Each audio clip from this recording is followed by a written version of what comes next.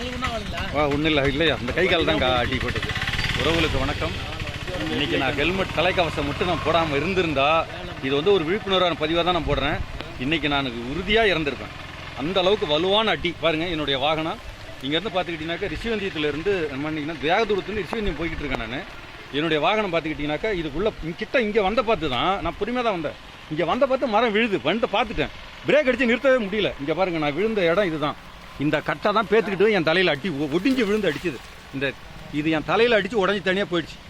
இந்த ஹெல்மெட்டு மட்டும் இல்லைன்னா இந்நேரம் என் இன்றைக்கி உறுதியாக நான் தப்பிக்கிறதுக்கான வாய்ப்பே கிடையாது. இதை நீங்கள் எல்லாம் தெரிஞ்சுக்கணுங்கிறதுக்காக தான் நான் அதிகமாக தலைக்கவசம் பயன்படுத்துவேன். என்னுடைய வாகனம் எந்த அளவுக்கு உள்ளே போய் மாட்டியிருக்குன்னு நீங்கள் பாருங்கள். இதுதான் என்னுடைய வாகனங்க பாருங்கள். உடஞ்சி போன இடம் பாருங்கள். இந்த பீஸ்லாம் பாருங்கள் எப்படி உடஞ்சிருச்சு பாருங்கள். எல்லாமே கண்ணாடி அந்த இருக்கு இல்லையா, இங்கே பாருங்கள். இதுதான் அந்த கிளைகள். அந்த கிளை பார்த்தீங்கன்னா தெரியும் உங்களுக்கு, எவ்வளோ பெரிய கிளை பாருங்கள். இந்த கிளை தான் அடித்து மண்டையில் விழுந்தது. என் மண்டையில் தப்பிச்சது. அதாவது என்னென்னா நம்ம யாருக்கும் துரோகம் பண்ணனதே கிடையாது.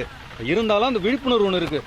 துரோகத்தையும் தாண்டி நம்ம தலைக்கவசம் இல்லைன்னு வச்சுக்கிங்க, கடவுள் வந்து காப்பாற்றுவார்ன்றதெல்லாம் கிடையாது. இன்றைக்கி நம்ம தப்பிச்சது பெருசு. இதை நீங்கள் எல்லோரும் தெரிஞ்சுக்கணுங்கிறதுக்காக தான் இதை நான் விழிப்புணர்வு பதிவாக போடுறேன். எங்கே போனாலும் தயவு செய்து எல்லோரும் பாதுகாப்பாக தலைக்கவசம் அணிங்க. ஹெல்மெட்டு மிக முக்கியம். பாருங்கள் என்னுடைய வாகனம் எந்த அளவுக்கு உடஞ்சி இங்கே பார்த்துக்குங்க. உடஞ்சி அப்படியே எவ்வளோ பெரிய விபத்து தெரியுங்களா. இது ஒரு நிமிஷத்து ஒரு செகண்டில் எல்லாம் நடந்து போச்சு. ரொம்ப கவனமாக இருங்க. எல்லோரும் போகும்போது வரும்போது கவனமாக போங்க. சோழபாண்டிபுரம் வரைக்கும் போயிட்டு இருக்கிறேன் நான்.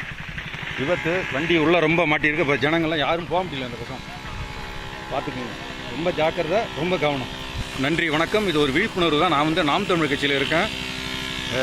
மிக கவனம். நன்றி, வாழ்த்துக்கள். நான் கள்ளக்குறிச்சி சங்கர்.